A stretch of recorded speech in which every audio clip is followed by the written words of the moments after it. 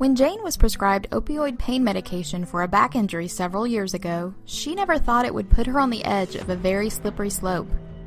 Taking her medicine as prescribed was helpful for her pain, but over time, she started to feel like she needed more to keep her pain under control. I could take just a tiny bit more of my recommended dose, she thought. It's a small amount. It would just be like taking one more aspirin for a bad headache, right? If Jane chooses to increase her dose without direction from her doctor, she could be on a very slippery slope to more dangerous alternatives. One increase could lead to another increase. And by the time Jane's doctor decides she should be feeling better and no longer need a prescription for pain medicine, Jane could be hooked on the way the increased dose of pills make her feel. Let's teach Jane about opioids. What are opioids? Opioids are not just pills. Opioids are drugs that block pain signals to the brain. They aren't made for long-term use, and they can have very serious side effects. The more you use them, the more your body can build a tolerance.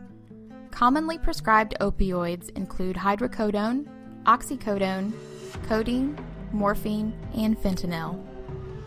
Heroin is also an opioid. Why are opioids dangerous? Opioid medications can be addictive. Research suggests that abuse of prescription opioids may actually open the door to more dangerous drug abuse, such as heroin. Overdosing on opioids can happen by accident. Opioids can be dangerous if you take high doses or combine them with other medicine or alcohol.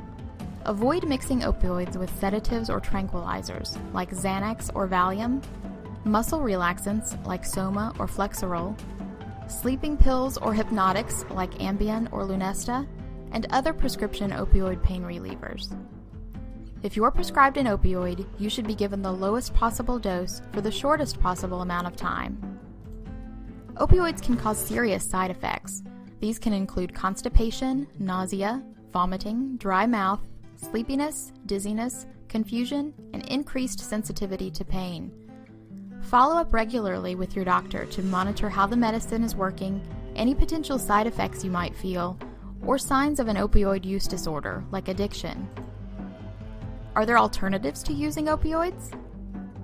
Long-term use of opioids can be appropriate for some patients, but for many other patients, pain can be successfully managed with non-opioid options.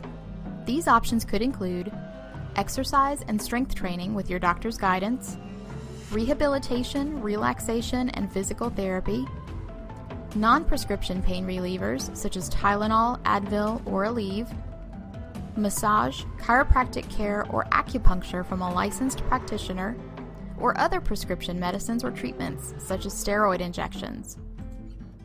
What should I do if my doctor prescribes an opioid?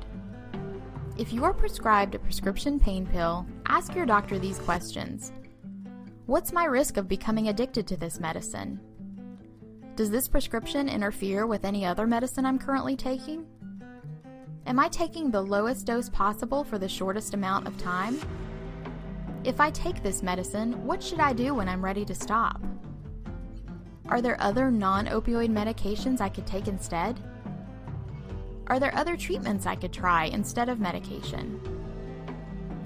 Now that Jane knows more about the risks of opioids, she decides to step back from the edge of that slippery slope.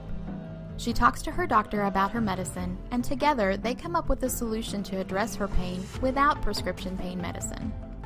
Remember, your doctor is your partner in your pain treatment plan. Don't be afraid to discuss your medicine with your doctor.